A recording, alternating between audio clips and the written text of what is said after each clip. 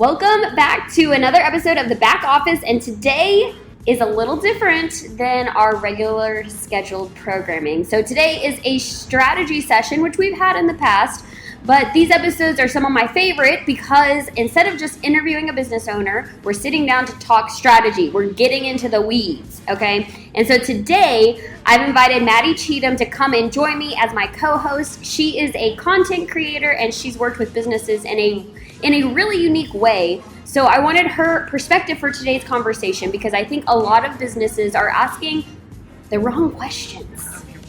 They're asking the wrong questions when it comes to marketing. They're asking things like, what should we post this week? Should we make more reels? Should we hire an influencer? I've had people specifically come to me and ask for me to help them find influencers. And they're not bad questions. They're just not the first questions that we need to be asking in terms of marketing. And so in a little series I've been doing over on the socials, we've been talking about the makings of a successful marketing campaign. And so I thought this would be a fun opportunity to unpack some of those ideas while bringing in someone who lives on the content side of marketing. That's where she lives. You literally live there. I live there. So Maddie, I'd love for you to tell everyone a little bit about yourself, what you do, and how you got into the content creation. Okay, I love this question always. Hi, everyone. I'm Maddie Cheatham, and people used to know me as Maddie Star, and I have a wedding content creation business called Shooting Star Social, but many know me as Wonderfully Maddie. And side note, I praise God before I'm perfectly wonderfully made, and that's why I did. That's where it came from. That's where it came from. So when people call me Wonderfully Maddie, I'm like, you're right. Yeah, you're absolutely good. right. I was actually wondering that. Yeah.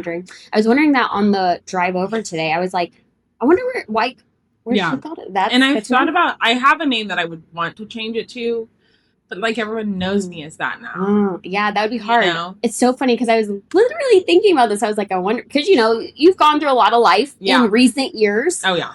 And, rebranding is something, but I think it's harder. I feel like I know what it looks like for a business to rebrand, but I feel like it would be harder for a personal brand to rebrand. Yeah, but it fits the brand. I'll tell you later. I'm not telling it now, so I might steal it. It fits the brand. But anyways, I've been doing content creation. Oh man, it feels like genuinely my whole life because I've always been the friend to capture the content and take the photos. And listen, I was on Zynga, then I was on MySpace, then I was on Facebook and Instagram and Snapchat and TikTok, and I was hesitant on TikTok, and then 2020, just reeled us in. Just pulled you in. So I've been there. So I always wanted to be a part of this world and this content creation world, and then I think I had the idea in like 2019, 2020 that I was single, really living my best life here in town, and I was like, every time I go to look for something to do in Tulsa, I can't find anything, especially on Google. Like anytime I would Google stuff, it just wouldn't come up. And so I was like, I'm downtown all the time. I know what's happening. I go to concerts. Like I'm in the know. Like, why don't I just like figure it out myself and then post it? So I posted.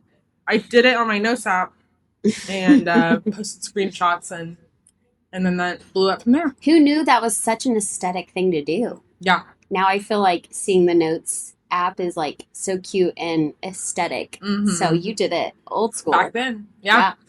And so you continue to do that now. Yes. Yeah. So that's why people know me for what's happening in Tulsa, this weekend in Tulsa. And then I post a lot about Oklahoma businesses, Tulsa businesses, and then, sometimes national brands as well. Which is always fun. Really cool. Yeah. Yes. So you've been in this a long time. Reach out to me this morning, and I was like, oh, okay, cool. Oh. Yeah. So we can be on the lookout. Yeah. Hopefully. Yeah. Well, I think one of the biggest misconceptions in marketing right now is that, and I want to hear what you think about this, is that people think marketing is content, which obviously content is valuable. Content does help marketing, but when people say their marketing isn't working, 9 times out of 10, what they're saying is that their Strategy. social media isn't getting the engagement that they want to get, but they're not. That's not the same thing, because marketing is a whole machine, and content is a piece that supports the machine. Right. Yeah. So marketing is so much bigger than social media, but I think it's so hard because social media is so in the forefront. Like, that's a lot of times people's first impression of your business. That's why it matters. That's why it matters. That's why it matters, because whether you choose to engage in social media or not, people are still, like, if they're looking for you, social media is one of the places they're going to go. Absolutely. So content is a great piece of marketing, but it is not everything. And so I think we've unintentionally created this culture where business owners feel like they're failing because they aren't posting enough, when in reality, you can post every single day and still not have a strategy. Absolutely. Have a strategy. And so when brands reach out to you, Maddie, can you tell pretty quickly which ones have an actual plan versus the ones they just are like, oh, we just need content? Oh, yeah, absolutely. What does that look like?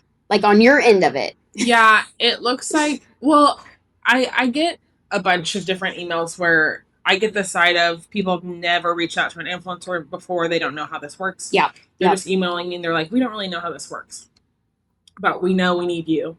And we know that everyone's recommended you. So I'm reaching out. What does it look like? And then they don't even know what to expect from me. Which can be hard. It can be hard because you're like, I'm pitching. You're having to sell yourself. Yeah, all this money, too, that you're going to have to spend, but you're going to spend it somewhere else. Yeah. Anyways. Yeah.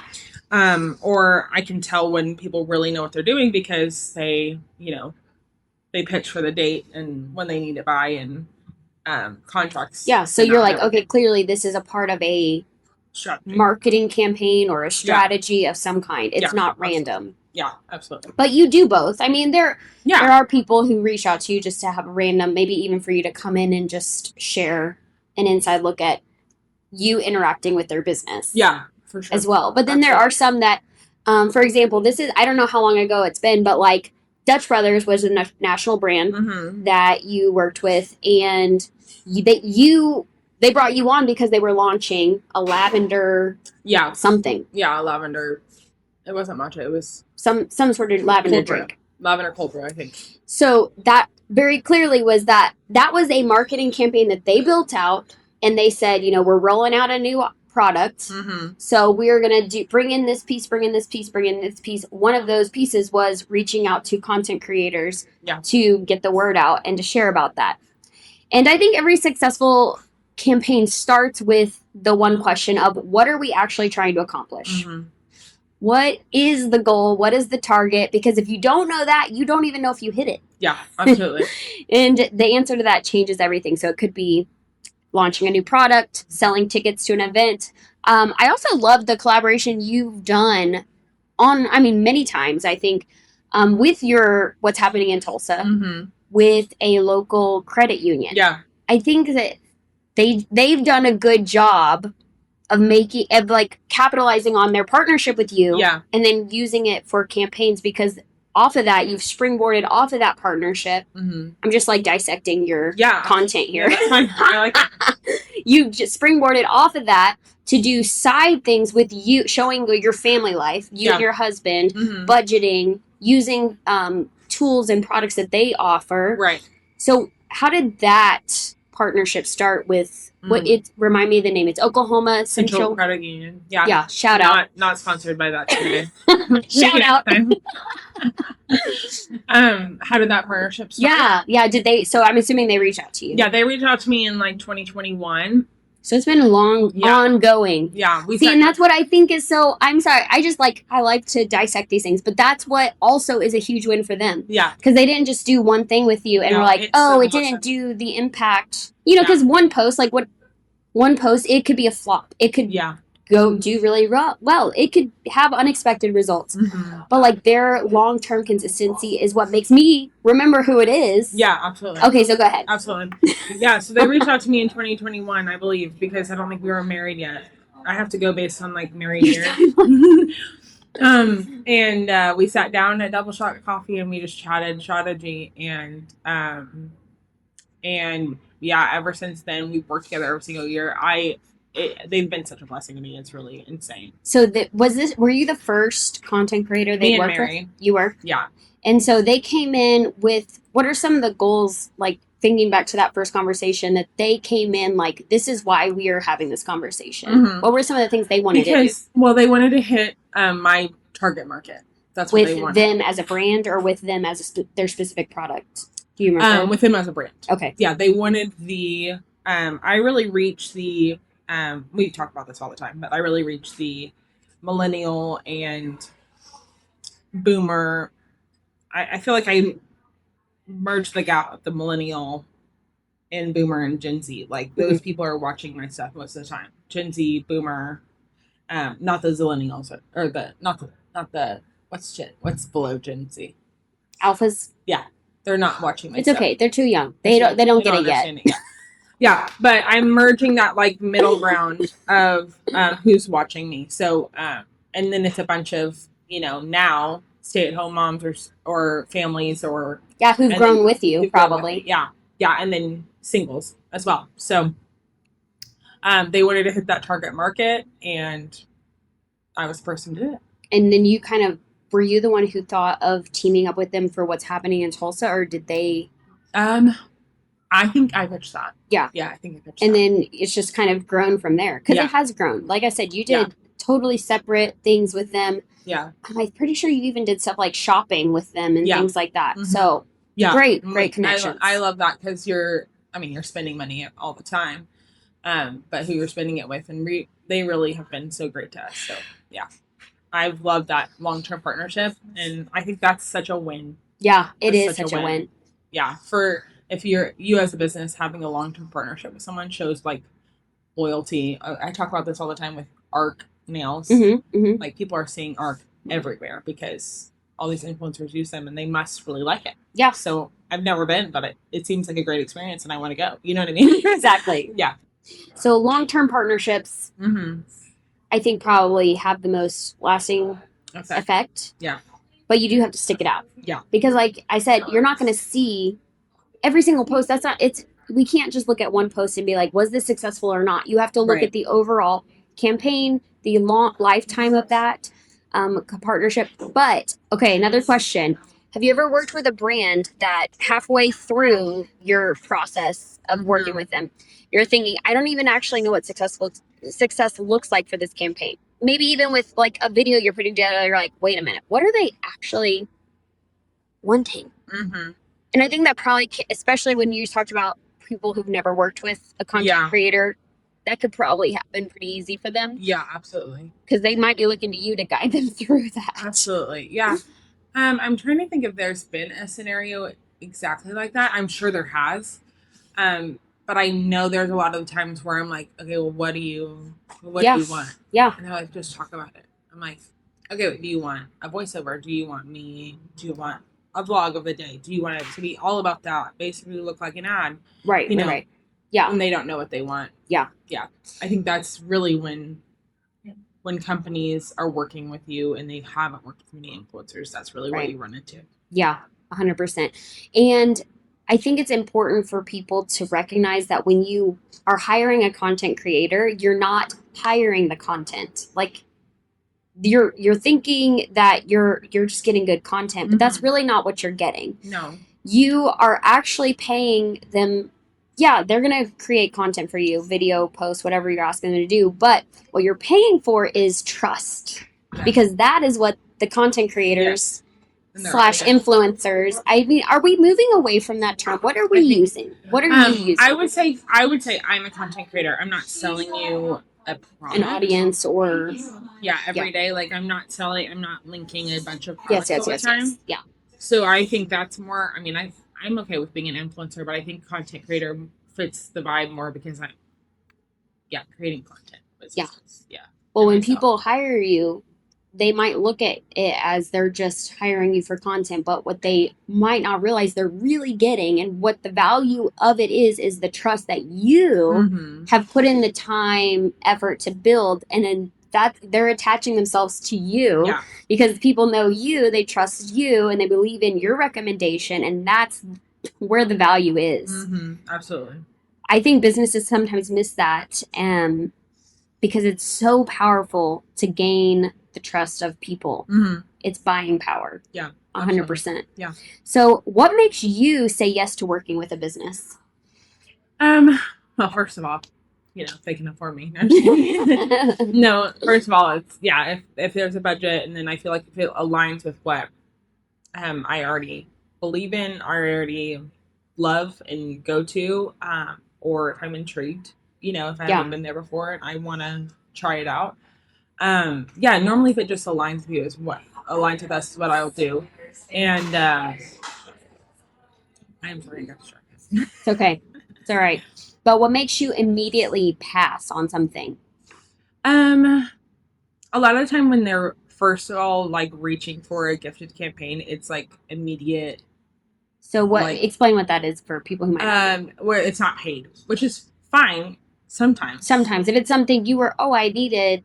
Yes. I saw a content creator the other day who was like, I really want to work with fill in the blank because I really need this product. Yeah, I need gutters. So yeah.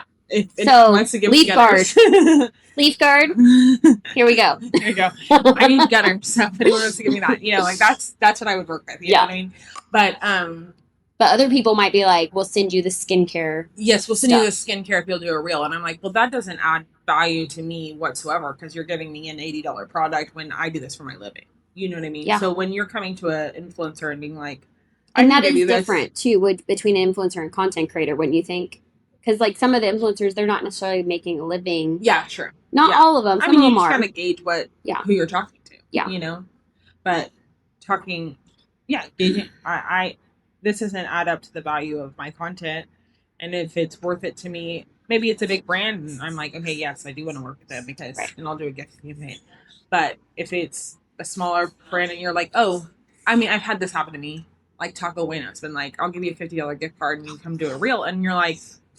Which is, fun to be able to say I worked with that national brand because let's be honest, like looking at the business side of content, being a content creator, like you do have a portfolio to build. Right. But like you have to think, is this going to be ultimately worth it? Mm-hmm. Yeah.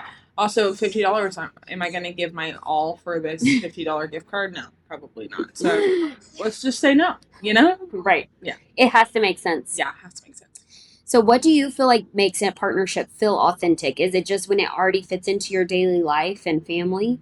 Yeah, I would say so. I think that and then like local Tulsa, local Oklahoma businesses, that fits into my life already. And getting to be able to explore new places and meet new people. And that's what I love the most is meeting new people and connecting with people and hearing the why behind people's businesses. That's my favorite. Yeah. And why I love what I do. But yeah. So I would say that. This is pretty specific. Have you ever turned down a brand even though it paid well? Yeah. Yeah, absolutely. And those reasonings were because of it not fitting, or yes, absolutely. Or were they hard to work with? Or give us the dirt. Most give us the dirt. I'm like, I've done it where it's like it was really hard to work with. I've almost like pulled away. Almost pulled away from a couple campaigns because we got in the midst of it, and I was like, do you even want me here? Why are we pushing so hard for all of this? Like holding you to like, hey, when are you going to have to be done with that? Or no, it was more like, oh man, what am I trying to say? Like the communication was really off, and I was giving them vision, and they were giving me they were coming back and saying like that's not what they want, but they communicated that that's what they wanted, Yeah. So confusion. Yeah. I'll give an example. I worked with an HVAC company a few years ago, and they told me to show up to this house and to meet with them. I thought we were going to film content that day. I guess we weren't. We were just meeting at a house and watching them do HVAC. And I was like, you want me to film them doing HVAC on this random house? This is not even my house. Why would I film real today at this house when this is not even my house? People are going to be like, what's going on? Why are we at a random person's house and not at my house? Yeah. So I was like, this is not aligning. And the lady showed up like 30 minutes late. I was at this the owner's house just sitting there, and I was just like, what is happening? Like, I thought we were filming today, and I thought we were just meeting, and then we were going to talk about what we were doing. I didn't know I was filming. Like your actual video. Yeah. Yeah.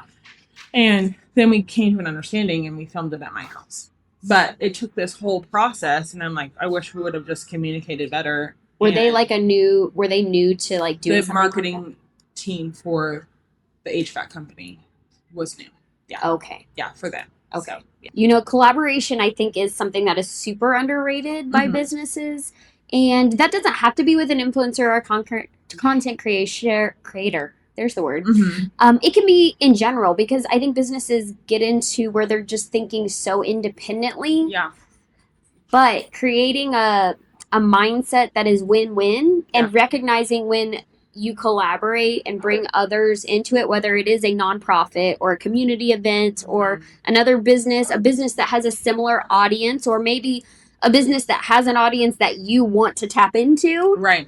That collaboration can be so beneficial because it brings everyone up. Yeah. It doesn't have to just be one person, but it might be a content creator. Like you said, you know who your audience is.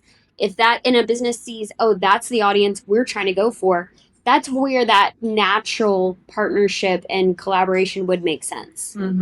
Absolutely. So what are some collaborations that you've seen that just made sense? Like you're like, of course, that went together perfectly. Well, I just saw the Hailey Bieber Gap jean is coming out this week. Oh yes. And I'm like, oh yeah, she's so 90, like the vibe of she's her. got the 90s she's vibe. Got the 90s vibe. It's like, oh yeah, that just makes sense. There are some that you see and you're like, where did that come from? Like, can I be honest? Yeah. This is one that I'm like, I haven't ever really fully made this connection. Okay. Why Kelly Clarkson and Wayfair? Oh, okay. Yeah, because we don't talk about her home stuff ever. Like, I've never seen her design stuff. She went through a lot. Yeah. That's all we're going to say. Yeah. But I've never figured that one out. Yeah, like but she's just capitalizing on her. Yeah. I don't know why, because, that just... Like Jessica Simpson and her shoes. This is... I don't know if I can say that. What? Jessica Simpson in anything? Yeah. I don't... Okay. Is that rude? No. It's understandable. The camera person shaking their head, yes. I mean, is that rude?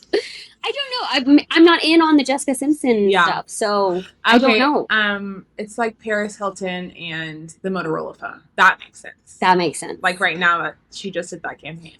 Yeah, and she's recently done some Hilton, which obviously Hilton like sense. Giveaway prize. Yeah. Duh. Okay, you're gonna do. I'm trying to think like Jake Shane's just did a bunch of like Poppy. That made sense because he talks about it, and then he just did Panera. I'm like, why Panera? I didn't know that you love Panera. So but left field. The aloe one, he just did an aloe campaign, and I'm like, yeah, I know you work out there all the time, so that makes sense. You know? So these are what you've got to think through. Yeah, you know. Yeah, it's like Maddie has chickens. Oh, of course she's gonna work with Atwoods. That makes sense. Obviously. Yeah.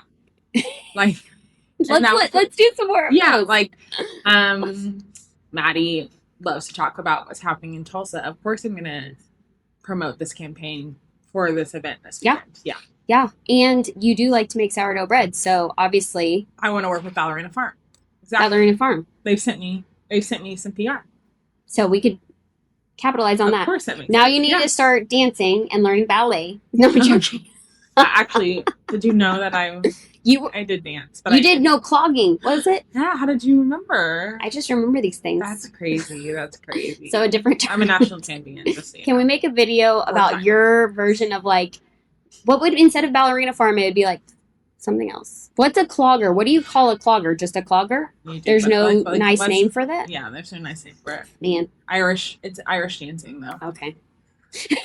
I'm just a housewife now, you know what I mean? Yes. I'm a mom. I'm a mommy.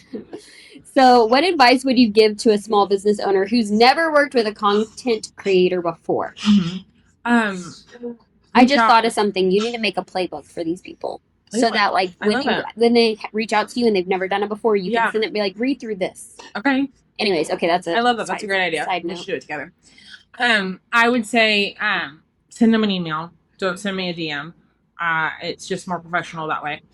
Send them an email and then talk it out with someone before you send it and just be like, okay, what should I say? Talk it out with another business that you know worked with it. Mm-hmm. So like if you want to work with me, go talk to Jake's Fireworks. Yeah, Jake's Fireworks. Bixby. Or go talk to OCCU, or go talk to oh man, I'm trying to think. Didn't you do? I mean, you've done a lot of just in between, but didn't you do Charlie's Chicken? No. Okay, that was someone else. Yeah. No, I talk about Ron's all the time. Where? I talk about Ron's all the time. Ron's. Okay. Yeah, I love Ron's. I would work with Chick-fil-A as well, but they don't ever work with influencer. They don't work with any influencers. No, they need to break out. Sad. I know. I'm literally needle pointing a Chick-fil-A cup right now. Anyways, I know. Okay. HTO. HTO. Oh yeah. Yeah, love them. Okay. Yeah, I would talk to them and reach out to their marketing. But anyways, I would just be like, this is the budget that I have. Can we work with this? And what does it look like to work on this budget? Like, do we have, can you post on your stories? Can we make a reel? What does it look like to post? Or can I sponsor this weekend in Tulsa? Yeah. What does it look like to work with you? And what do you think would most work for your audience? I think if you approach it that way and you've never worked with an influencer, what works most with your audience, and do we align together? Right. Those are the two things. Right. Yeah. So I would say bounce off of them, if you're talking to me, bounce off me, and we'll be like, does this work? Does this does this naturally work with you? Yeah, cool. Yeah. How do we do this? And how do we make this successful for both of us? Yeah, exactly. So I think that there's one thing that I'd love for people to take away from this conversation, and it is a successful marketing campaign doesn't start with asking, what should I post?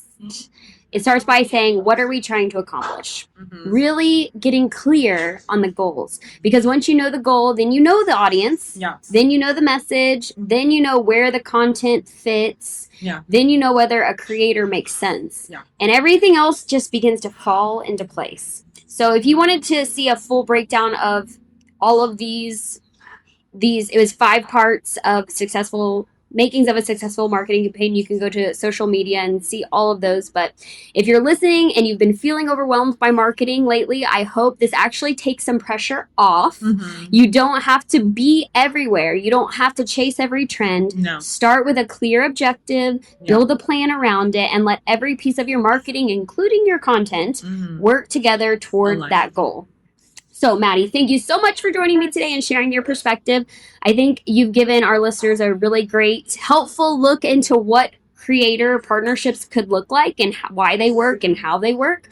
And so they're also a part of a bigger strategy. That is always an important piece. So thanks again for joining us for another session, a strategy session here on the Back Office. If this conversation gave you clarity, a new angle, or even just the reminder that you're not the only one navigating this, then it did its job. Take what's useful, move on it, apply it, and remember, no one has it fully figured out, but we are building anyway. And if you found it valuable, share it with another operator who's also building. You can always hang out with us in between sessions at Signify Marketing Social. I'm Dalayna Dillon, and we will see you back here next time.